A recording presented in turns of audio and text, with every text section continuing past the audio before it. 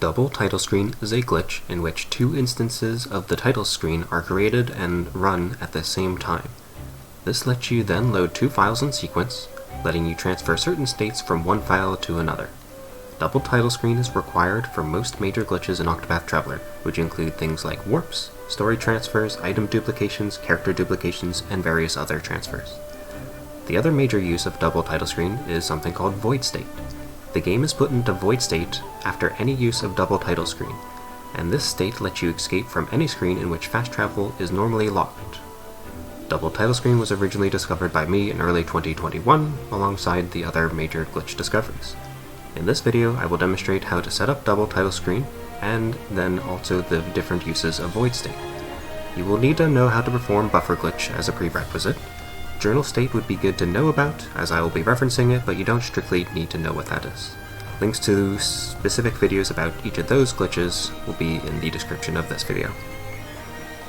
Like journal state, to set up double title screen, it's most easily done in a brand new Honnet file. This is for all the conveniences that are the same as we've seen with journal state. Even though this starts in a new Honnet file, you'll then be able to apply double title screen to any existing files, just as you might normally with journal state. So here in this new Honnet file, we're going to go out of bounds. The fastest way is with this sign here. We're going to use buffer glitch to bypass this sign. We're going to walk towards this edge. Normally you can walk straight down. I'm going to go on screen for the visual cue. As I walk off this, I'm just going to press and open the menu. I've now fallen off the screen. The respawn has placed me inside of a sign. I'm going to go and watch something in the journal. Now we are in journal state. Again, if you need specifics on that, feel free to watch the journal state video. But again, all I did was buffered past the sign, fell off the world as I was falling, open the menu, don't close that menu ever, go up to journal and watch something in the journal. It then fails to watch something in the journal. I'm going to back out. Again, don't close the menu, just tap B twice there to return to this first screen. And now I'm going to go directly back to the title screen. Now we've seen this in a few of the other glitch demonstrations prior to this in this series. On this title screen, we have the text box from when we were inside the sign, and we're also in journal state. We are in control of this front instance of the title screen. This will be a common theme as we work with double title screen, what is currently in control and what isn't. Typically though, when you're in transitions on this title screen, you can control the background layer. And we'll need to do that as our first step here. If I hit continue, it's going to load in between these screens, and I'm just doing this to demonstrate. And in between, when it's loading right there, I can control the background instance. That means close the text box. So I'm going to hit continue, and right after, hit confirm again to close the text box. So continue, and then you don't have to go back and forth, I was just doing that to demonstrate, but there we saw in the background, the text box closed and it put us back to the journal, because again, that's a consequence of it being in journal state. The next thing we're going to do is watch something in the journal. So again, we have to do that all while flipping back and forth between this file load and the original title screen. So if I tap B here, I can press A up A to watch something in the journal. And you can take your time with this, although I will say something specific, in that you don't want to watch something in the journal as you're going from the main screen to this file load, always from file load to the main screen. But if I wanted to be slow about it, I could press B right now and get 1 or 2 steps of the way there. So long as I don't hit yes when going from this screen to the file load, we're fine. So I'm again going to hit continue here, and when going from file load back to the first screen, I'm just going to hit yes on that confirm box there. So we started watching something in the journal, and also took us to the new file screen. That happens whenever events start up or certain other confirmations trigger. It's a bit complicated for the layering and can lead to softwalks, which is why you also wanted to be doing this when going from file load back to the main screen. If you'd done this the other way, you would have tried to open up a file instead of going to this new game screen. Alright, so to recap where we're at, we've watched something in the journal while this instance of the title screen is running. That journal is actually taking priority right now. It's the primary control. You can see when I move around, it's got the press B to hold skip in the bottom right corner. If I hold B, we can skip. Now the game gets a little confused by that. When you watch something in the journal, normally it has saved a bit about where your location is. It watches something in the journal, kind of putting it in the journal watching mode for a moment, and then returns you back to the state it started in, which in this case was something on the title screen. So it's loading a new instance of the title screen. And so we had that first instance of the title screen, a background layer. We then turned that background layer into yet another title screen. In fact, you can continue to repeat this, but it doesn't have much for effects beyond just these two title screens. Alright, so now the primary controls are on that background layer title screen. The one that we've had around for a little bit is the one you see in the front on continue, but if I press any button, we're actually going to be controlling that new instance. But this is double title screen at its fundamentals. We can then hit continue, or any of the new game options, and load in one file, and that other instance of the title screen still exists, and now we can load in a second file. After you've gotten double title screens, it's not always that you're going to load the same file twice. That's just the simplest thing you can do with this. For the other glitches, you're usually going to want to load one file, do a bunch of little things in the background layer that we currently have that file opened with, and then do something else with a second file. But for the purpose, right now, I'm just going to load the second file. Quite often, when using double title screen, you'll wind up with a black screen like this. We're actually in control, and this is just a temporary thing. If we open and close the menu, we then can see the game again. If you've attempted to set up double title screen and your controls are locked up, or you have a black screen that can't be removed, then something has gone slightly off with how you've set it up. It has to do with layering and which layers are in control, and overall, you'll just have to fully reset the game and try again. Just be careful to not press any buttons when you're in loading transitions, when working with the two different title screens. Only press buttons when you have active control and you're meaning to press a button, so don't do any extra actions to mash through things, and overall just work through things nice and carefully, precisely following the instructions and only pressing buttons when necessary. Anytime you use double title screen, it puts you into what's called void state. And in fact, we're in void state right now. Now the game looks pretty ordinary. Everything else looks the same. What's wrong is that we have sort of a broken instance of the game in the background. When we try and return to title here, it doesn't actually return us to title. It fails that because it's not properly sequenced with the layers. More or less things are totally broken at this point. If we try and return to title, it just fails. But it hasn't completely soft-locked us here. It might look that way. But in fact, we're in what's called the void, and it's another case where the screen is just blank black. If we open and close the menu, we can see things again. We can't see much though. This is just an empty map where we're falling indefinitely. Doesn't look like we're falling, but in fact we're falling, and then when we fall off the bottom of the screen, it resets us to 0, 0. If we had other characters here, it would be a bit more obvious that we're falling. Why would we want to do this? Well, from here, we can fast travel. And we can actually do that sort of sequence of going to the void and then fast traveling anytime we'd normally have fast travel disabled. So let's go ahead and demonstrate that.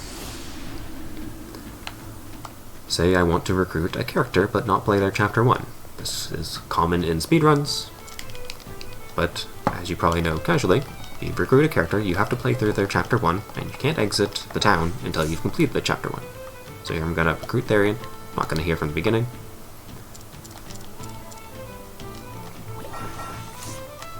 And right now, if I try and leave through the main entrance, there's a sign blocking the way, and the loading zone beyond that is disabled. And moreover, if I try and warp somewhere on this map, it doesn't let me fast travel at the moment. But if I return to title, and again we're still in void state, takes a little bit, but you can kind of open the map button or mash it until it opens up. We're in the void now, and now we can warp. The default cursor just goes right here on the map, no matter where you're warping from or where you went to void state from. So a little odd on that, but you can expect it to show up right here on the map, and then warps wherever you might be wanting to. And so now we have Therian recruited, and we've escaped his chapter 1. If we ever go back to Boulder Fall, we'll be stuck in Boulder Fall for the same reasons. Therian's chapter 1 is active, and when it's active and you're in Boulder Fall, the fast travel is disabled, but we can go anywhere else. As far as routing goes, you usually want to tag towns and then exit the town to tag other ones nearby, and then later recruit the characters by just going in the town, recruit them, and avoid traveling out. But you want to make sure you do any times that you want to exit the town prior to recruiting the character. Up next, I'll be demonstrating another use of void state, and it's a decently popular use of void state overall. and this is going to be to escape a post-game optional dungeon area. I'll give this moment here just to have a spoiler wall. If you want to skip ahead, you can skip past that section. Won't be demonstrating anything new as far as double title screen goes. Again, just a minor spoiler about an endgame area, and that void state is useful for that area. While it's not actually all that useful in a speedrun setting, for the casual setting, using void state to escape Gate of Finis is a very popular use of void state. Gate of Finis has a boss rush leading into the final optional boss, Galdera, and it doesn't let you save anywhere in between, but void state will let you teleport out of there, for which fast travel is normally disabled, and then reach any of the normal save points in the game, thus letting you save progress as you work through Gate of Finis. So I'll just be demonstrating that here and now. I've just finished up setting up double title screen, and now I'll just go and open up the Gate of Finis file, the file that has all the progress up to Gate of Finis, or maybe even partial progress through Gate of Finis. Now one thing that I didn't mention earlier is just whenever you're using void state, it doesn't really matter what the first file is, that could be any file. It's the second file that we want to load in that actually matters, because that's what we want to have void state in. So for this first file, I'm just going to open this arbitrary file here. Your second file, now with the second title screen, that one specifically needs to be the one you're loading in. So again, it could just be the same file twice. I'm just demonstrating that you could use any combination. And so here we are with void state set up in a file leading up to Gate of Finis. If you ever want to test that you are successfully set up and in void state, you're welcome to return to title. That should take you to the void, and you can fast travel out to conclude that test. But if you're confident in setting up the glitches, then that's definitely an unnecessary step. So here we have a save going into Gate of Finis. I've actually already advanced this one a little bit, but just to show, we can enter Gate of Finis. We could then do any number of steps on the flames here, these bosses. You could do all of them, all up into the end. At any point though, if you want to save, you can just use void state to escape. And here's a demonstration. I've actually come in here already, and I've defeated this boss right here. Then I exited and used the save at Gate of Finis. But you could do any amount of progress, and when you're ready to save, you'll use void state to go to the void. That means returning to title. Again, it's a little daunting because that might lose your progress, but when you're in void state, when you hit return to title, it doesn't actually go to the title screen. We're in the void right now. If I open and close the menu, you can see we're falling through the void. But more important, when we're in the void, we can actually fast travel again. When we were in Gate of Finis, we couldn't fast travel, now we can. We can fast travel anywhere we might want, but if you want, you can also just fast travel right back to Ruins of Hornburg and save there again to update your progress. And that's about it. You won't be able to refight bosses, it's not something like that. You'll just be able to save your progress at any point. It lets you exit Gate of Finis, and then you can make use of saves like you normally would.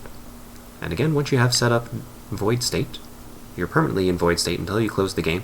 So right now we're still in void state. You could save, re-enter, do a little bit more progress, and then return to title again, and you're fine. It doesn't actually return to title. We can then immediately go to the map screen and warp wherever we might want to. If you ever need to test that you're in void state, just go to title and see if it takes you to the void, and in particular then let you warp. The only other thing I'll mention here is that there's actually a way of skipping the gauntlet inside of Gate of Finis entirely. You can skip the boss rush entirely. That's using story transfers, which is covered in a different video. That's separate from this. That is more so what speedruns tend to use, because, well, you get to skip the gauntlet entirely. That saves quite a bit of time. You do lose out on experience in that context, but it is still worth the time save in most cases. Or you could even fight only some of the bosses and then proceed into the final boss with that version of the glitch. This is not that. And in general, if you've already made it up to this point and have a save right here, you actually can't do the gauntlet skip. Gauntlet skip has to be done by transferring and leading up to when you actually get before this Gate of Finis state. You have to make a save a bit further back in the story progress than this. So if you've made it this far, then the best you've got is creating the save, actually exiting the gate and saving. If you want to be skipping the boss gauntlet itself, you have to make sure you've set that up prior to getting to this point. That about covers all the immediate practical uses of just double title screen. Again, double title screen shows up in a whole sorts of variants of it that give other glitches, but double title screen alone giving void state, that's still pretty useful in its own right, letting you escape certain areas, skip some chapter 1s, whatever else you might be using it for. Void state's pretty permanent in that, well, once you have it, you can just keep it up. You can go through many different escapes that you might want to do, and you'll still be in void state. But we could be wondering eventually, how do we actually get out of void state? Well, we can't. We have to fully reset the game for that. This factor of void state requiring that you close down the game entirely to clear it isn't too bad casually, but it does matter quite a bit in speedruns. Very common in speedruns is to use auto saves or save resets along screens to avoid encounters, and that requires returning to title, reloading the file, and having your step counter reset. Or maybe you just want to set up another major glitch, setting up double title screen. You would also have to return title to go into the new Haunted file. Right now, when we try and return to title, we just go to the void. And so whenever you've done double title screen, it is required that you fully reset the game. And likewise, if your game ever softlocks, if you mess up double title screen, you'll also want to fully reset the game. For resetting the game, you'll have to fully quit out of it. You can do that from the in-game menu on the PC version, but since we're already in windowed mode, we can just close the X on the window to close it out. You could also force close it from Steam. Either way is a fine way of closing things out. On Switch version, you'll have to return to the home menu. You can switch profiles and reopen the same profile to restart the game, or you could close the game and reopen it, whichever method you prefer. Now, a pretty nice way of quickly reopening the game is just have a shortcut to the game on the desktop right behind it. If we close the game, we can just move over, double-click, and relaunch the game. And then we're all set from there, and void state's been cleared, so new instance of the game, we can do whatever else we might need. Now, a few other notes about a little bit different ways of resetting the game is just that you can also do this with scripts, and that is actually allowed in the speedrunning community because all this is outside the game itself. It's just about closing and resetting the game quickly and conveniently. Now, that's not to say that clicking an X and then double-clicking the shortcut is slow or anything. This other method is hardly any faster, but it's just a more convenient way of doing it, especially if you're glitching very often. This can take the form, it again depends on your operating system and whatever things are attending to your processes and how you want to close them. But, for instance, on Linux, you could use a bash script, kill the process Octopath Traveler, and then run a Steam command to relaunch it. You'll also find this sort of command if you look at the shortcuts. That's exactly what gets run when you look at where the shortcuts for the game itself lead. On Windows, this will look something like a batch file, and I haven't tested this exactly, but to my knowledge, when I looked into this, it would look more so like this, killing the task, and then again relaunching it, this time with a steam.exe, with an uppercase Steam, as far as the differences go. You could then have each of these sorts of commands or scripts, the bash script or the batch file, run on some sort of keyboard command. You could set it up with auto hotkey to run this sort of file when you do a keyboard command. On Windows, you can create a shortcut to the file and run a shortcut with some sort of hotkeys. You can do that by right-clicking, going into Properties on a shortcut to a file, and then setting up a hotkey. On Linux, it'll probably depend on your distribution about how you want to set it up, or your desktop environment, whatever it might be. In case you can set up some sort of keyboard command, so that way you can, in one press, close out of the game and relaunch it all in one press of a button. The extra step that is often recommended to take is setting up a control mapping for this, if you're playing on controller. Here I am in Steam, going to go into the controller settings, edit the layout, and what I've done for this Switch controller that I typically use for this game is have the screen capture button do this series of commands. This is done with a primary key command, and then if you want to add more, just hit the gear and add a subcommand to add these other controls, and this is the keyboard shortcut that activates the script that closes and restarts the game. So in total that makes it so I just have to press a button on the controller, the game will close and reopen as fast as possible. Again, as far as things go, this is all on the operating system level, it's not within the game, so it's allowed within the speedrun. And as far as skill, it's not all that different, and timing wise, if you want, you can just click the X and double click, you're not losing out on practically any time, fractions of seconds.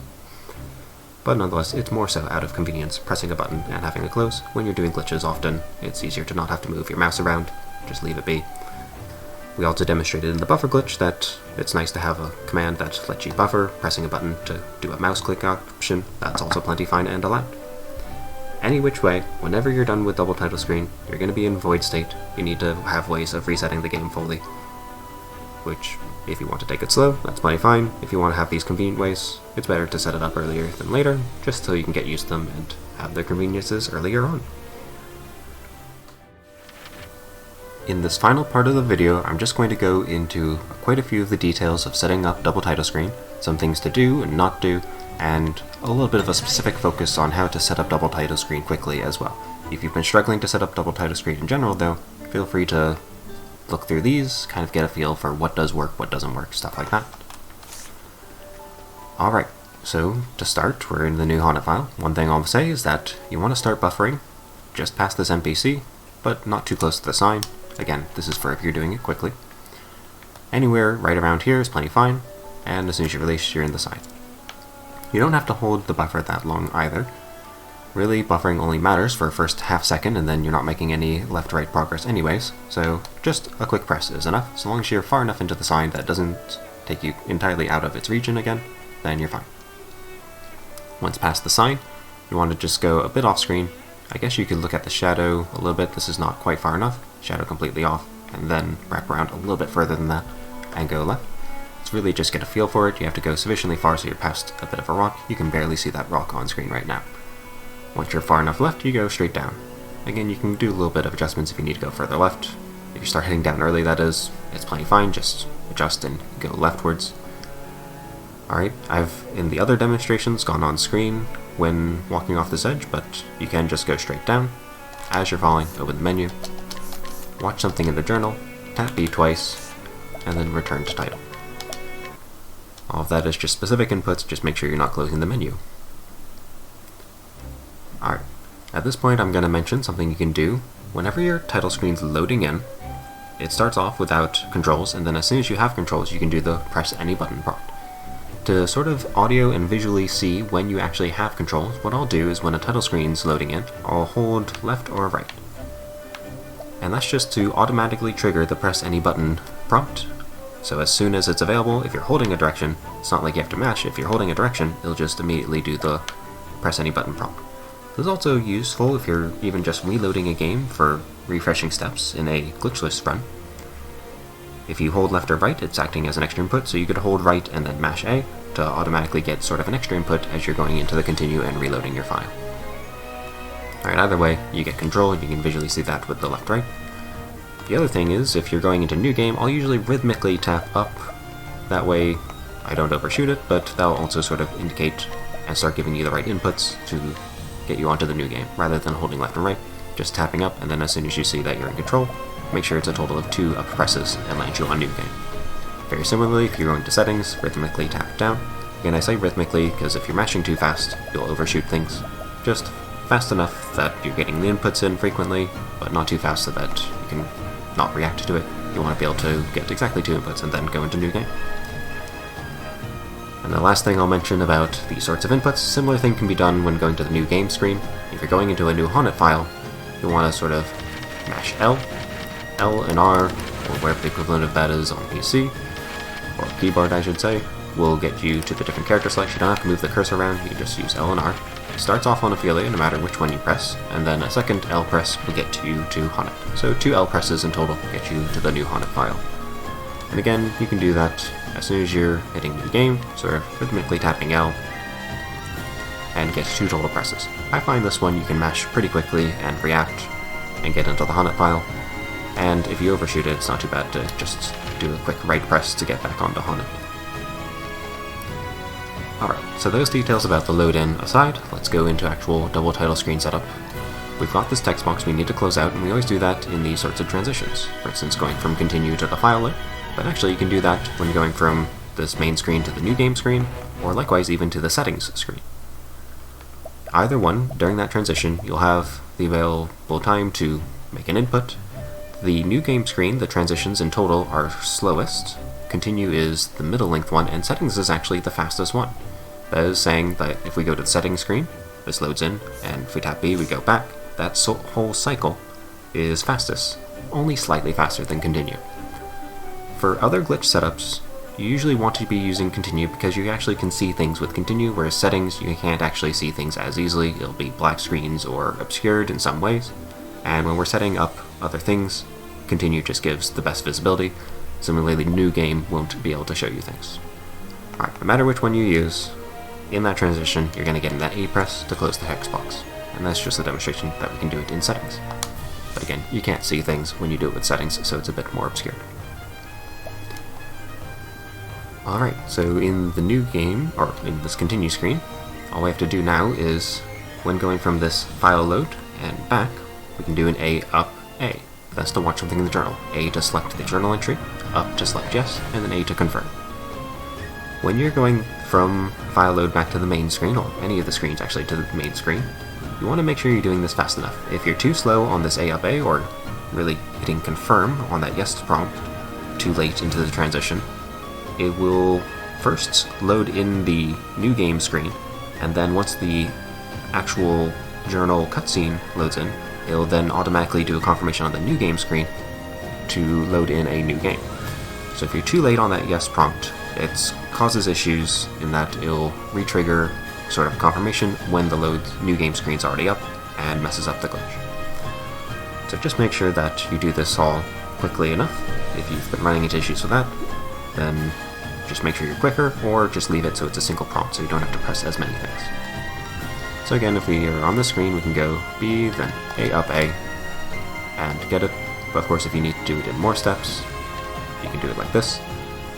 Again, the key here is that you press this yes early enough into the transition, not too late. Basically, before the halfway point is the key to it. So if we hit yes there, we're plenty fine, that's good for timing. But if you're too late onto it, it'll start it into an Ophelia file automatically, as sort of an extra confirmation, and that causes issues. And again, you can do the same thing from new game or settings screens. Settings would be technically the fastest, but in reality, the setup that is the fastest I'll be getting into in this next pass-through things. I'm just explaining things more detail now. You want to make sure you're hitting yes early enough into the transitions. Alright, so here we are, the cutscene's running in the background. We can press and hold B. No matter which screen we wind up on, if we tap B, we can really navigate. You might be on the title screen. On Switch version in particular, if you're fast about things, it actually doesn't even get to the new game screen, you'll be on this main title screen. But either way, if you press and hold B here, you'll skip the cutscene. I'm gonna then, right now, just mention what is quick to do when loading in the new game. When you watch something in the journal, it reinstantiates the title, and it goes through the whole logo sequence. When the game normally starts up, it shows different logos for different components of who made the game and what's used involved, all that sort of thing. You can match through that, but an extra text box will show up because you're activating watching something in the journal in the background, and you actually need to not have that text box up. So let me just demonstrate that. I'm going to do it sort of from the view you typically see it, which is in the new game screen. I'm going to hold B to skip the cutscene. If I just start mashing here, that shows up. If you mash before the logos go through, or even after the logos, this will show up. But it's still fine to mash, you just have to press B right then at the end. Once Cryware starts fading out, you're then controlling that background layer again. Tap B once to close it. You can't leave that up, otherwise it will automatically trigger yes on it, and you'll rewatch something in the journal, and it becomes a mess from there. Alright, so that's for the mashing part. Again, you can just mash freely, as long as you tap B once after Cryware starts fading out. From here, it really depends on which glitch you're setting up.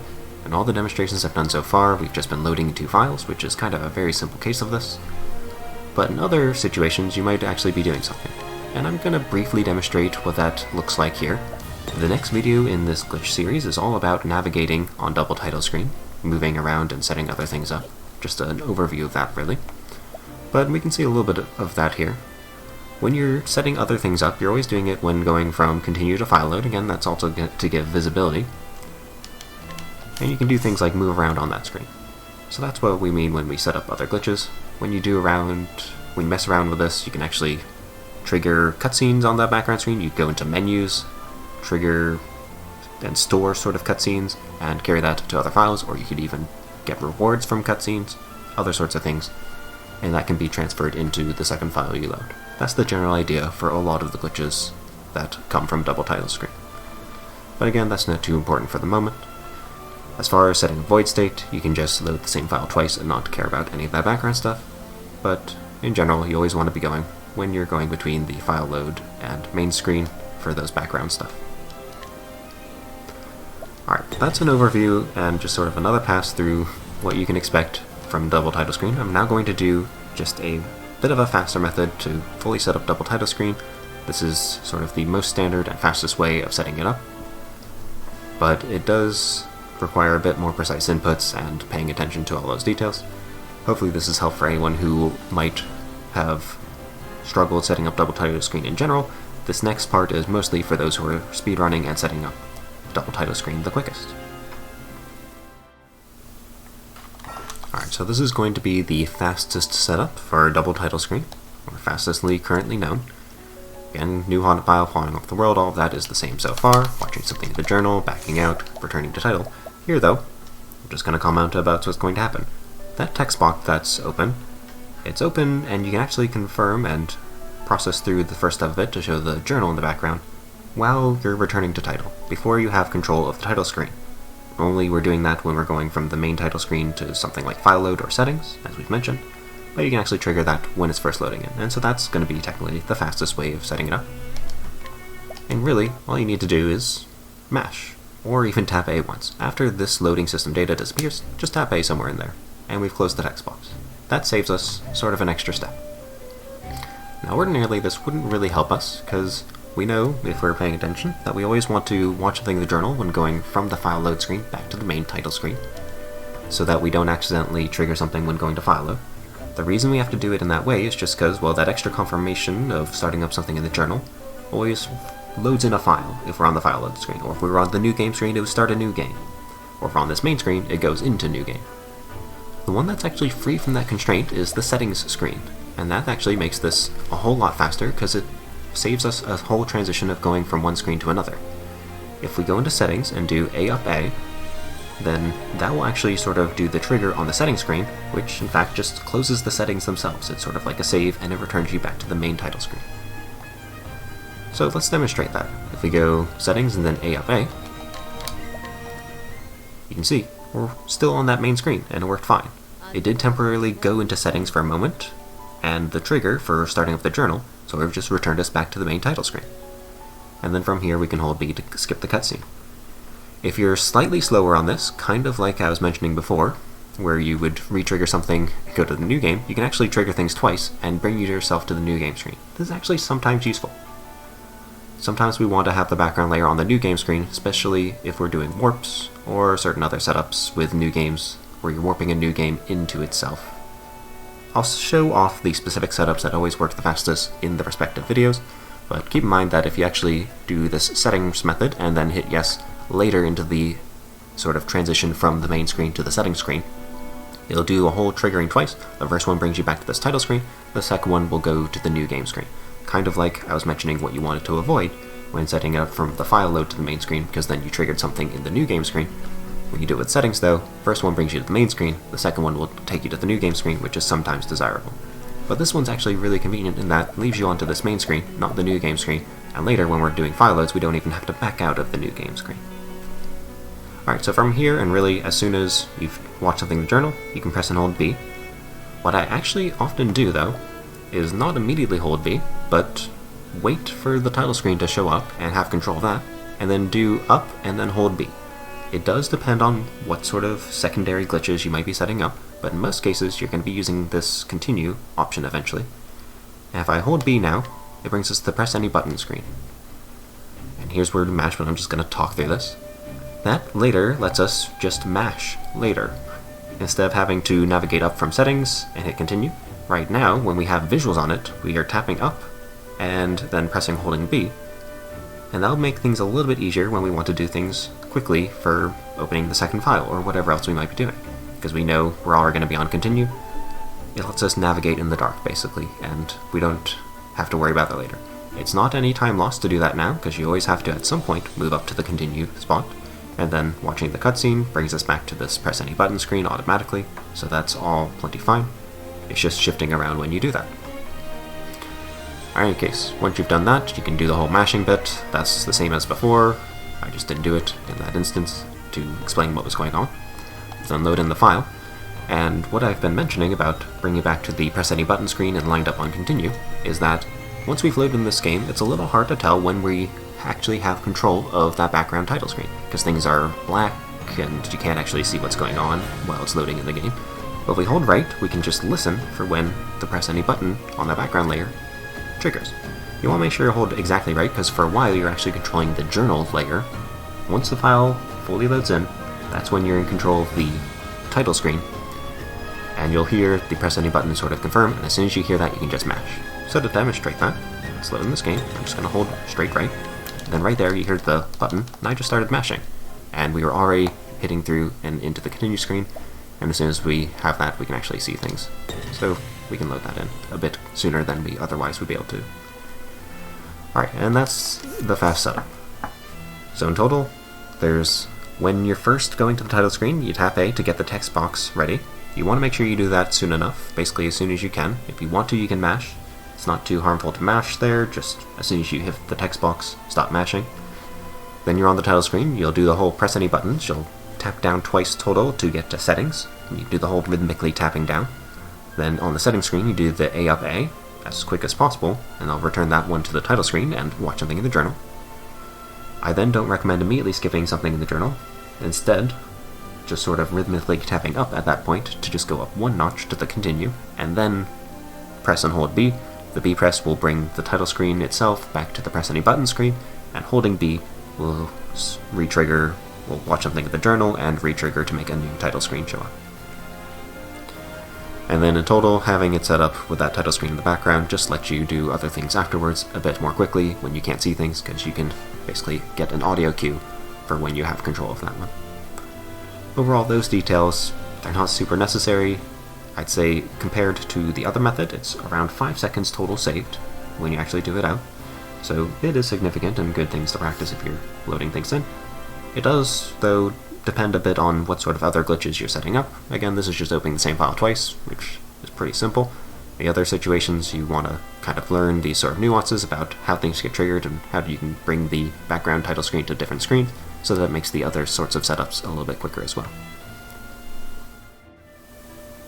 Alright, and for our final section, we do have one more thing about setting up double title screen, but this is actually an entirely sort of different way of setting up double title screen.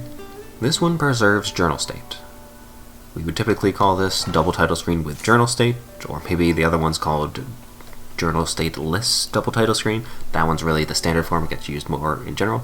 This used to be the fastest setup as well, but ever since the whole settings stuff where you can reload the main screen, that one actually has become the faster setup anyways.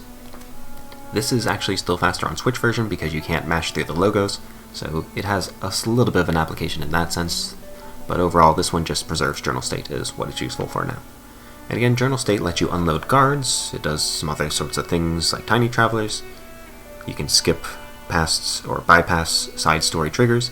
You can watch the journal state video to figure that out, but anytime you want to basically get void state and journal state at the same time, you could use this sort of setup. It isn't actually all that useful in speedruns though. Very often we're wanting to watch or transfer some sort of cutscene, in which case journal state actually impedes that because it's cancelling those cutscenes. Alright, in any case, the start is the same. We're in Haunted 1, fall off the world, watch something in the journal, but the difference is going to happen pretty much immediately here. And this is actually kind of the most difficult one to set up, just because it has a precise timing. And again, this isn't super useful, but it's good to demonstrate it here just to get an idea of what it does. So when we return to title, as we've mentioned, you can press A to close the text box before the main title loads in. If you do it after the main title loads in, then you're just going to be controlling that new title that loaded in, and then you can do it between the transitions like normal. If you do it early, then you close the text box. If you do it right before you gain control of that new title loading in, it layers things just in the right way so that you're controlling the background layer as sort of the primary layer. This just has to do with transitions and when things get triggered, and it's only can be done with that precise timing. You can't then transfer control of the main title to the background layer at any other time. You have to do it exactly when it's loading in this way. So the timing is a bit precise, but when you return to title, you're going to be closing the text box before you have control of the new title screen loading in, but you're going to be pressing A to close the text box just before you gain control of the other title screen. If you do it too early, you're just going to do as we've done in the other demonstrations. You'll have control of the title screen once that fully loads in. You have to do it so that the transition basically, or the confirmation, causes sort of a transition in that background layer, and it takes control over the title screen that just loaded it. So the timing, again, a little precise. You can kind of do it off an audio cue. It's kind of a beat or a moment after the music starts in. Really, it's just a timing to learn. I'll just demonstrate it here. Again, you're not pressing it too early. You have to do it right before you gain control of the main title. Right there. And so if we look, we're controlling that background layer. I will say that that's not always a good enough confirmation. If we tap B once, sometimes we'll be in control of the front title screen after that point. Just because basically it was temporary that you're in the control of the background, it wasn't actually controlled. It was sort of giving that priority until that resolved. But we have successfully done here. I'm pressing up and down or whatever else. It's not triggering to press any button. If I tap B again, we're fully in control of that background layer. Again, double title screen has a lot of ways to mess up. This one is pretty finicky and precise, and it's actually more finicky than the other one because there's a lot of ways you can accidentally give control of that newly loaded in title screen. That one likes to take priority whenever you give it the opportunity. So this one, it's very important to not press any extra buttons along any of these steps. But if you've done the press/timing and you're controlling that background layer, all you have to do from here, instead of watching something in the journal, you just return to title. It's as simple as that. That'll give us the second title screen. And since we're not watching something in the journal, we haven't cleared journal state, so that's why journal state gets preserved throughout this. Again, don't press any extra buttons, don't even hold right early to sort of immediately trigger things. That'll trigger the other title screen. You just want to wait until you're sure that you're controlling the actual title screen we want to. So this one is that new title screen that we just loaded in from return to title. We're not controlling the one that's been existing for a while. Hard to tell that, but you definitely want to make sure you've done things so that you don't ever touch that existing title screen. And from here you can load things in fine.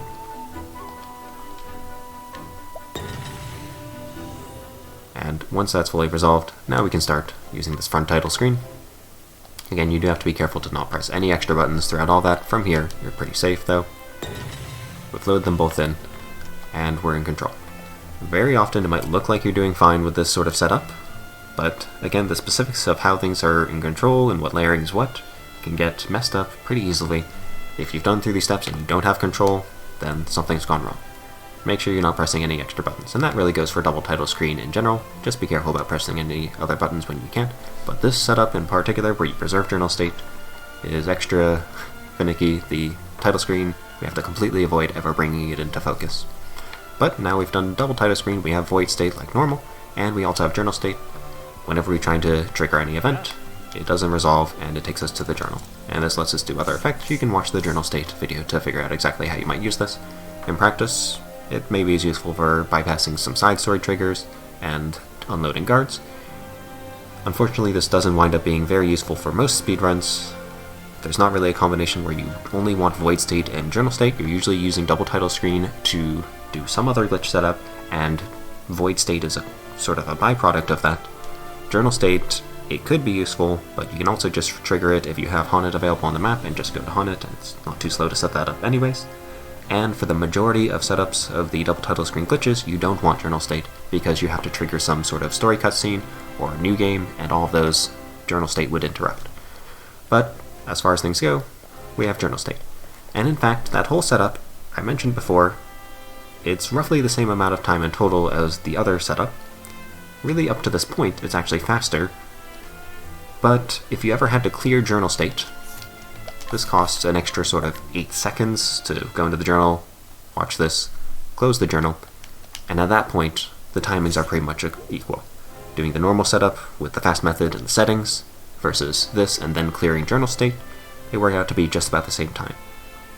Now, that could say that if you only want void state and you didn't mind journal state, then this would be the faster method, but journal state messes up too many things. Even interacting with save points gets disabled. At some point, you're going to have to clear journal state. So the actual cost of this one, time-wise, is the full amount of time, and so the different methods are basically the same timing-wise, except this one has journal state, which you just inevitably clear. It doesn't really offer any benefits and prevent you from doing the other sorts of glitches. Again, very niche in its use, but good to have on record how you set it up. Again, a bit precise on the timing.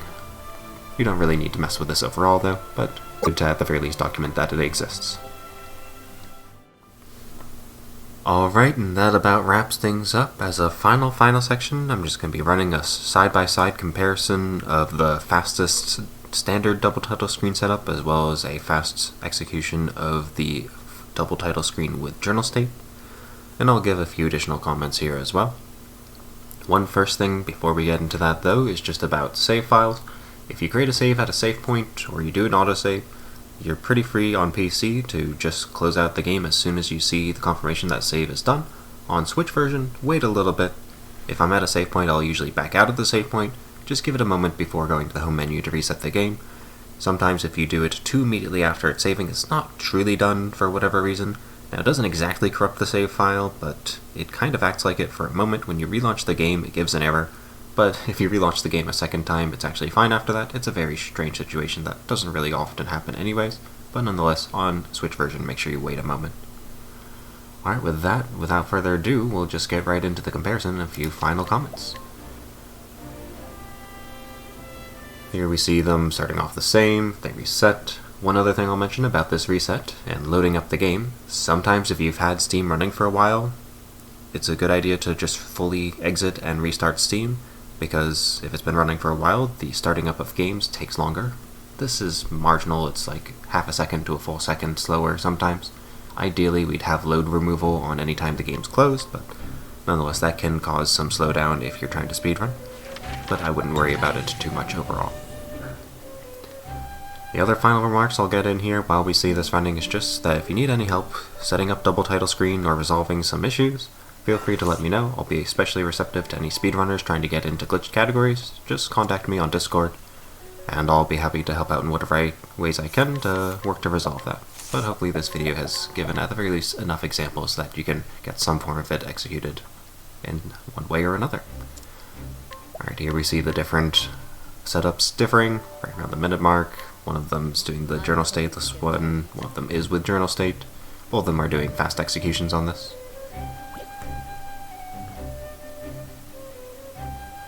Alright, we see the one with journal state finishing up right now, but to give an accurate comparison, I'm also having that one clear journal state we see. It's at 1 minute 21.42 there, but when we clear journal state, they both end around 1 minute 30. And again, these fluctuate a little bit, there's variances, these were just some given attempts, decently synchronized for that, but in any case, for the specifics of it, you'll want to time things out, and of course, in general, the standard double title screen setup is going to be the one you use, and is faster in most cases. If and when you need to use the journal state version, then you're just going to use that anyways, there's not much reason to actually compare these times, but there's just a nice fast demonstration of each of those. Alright, and that will do it for now.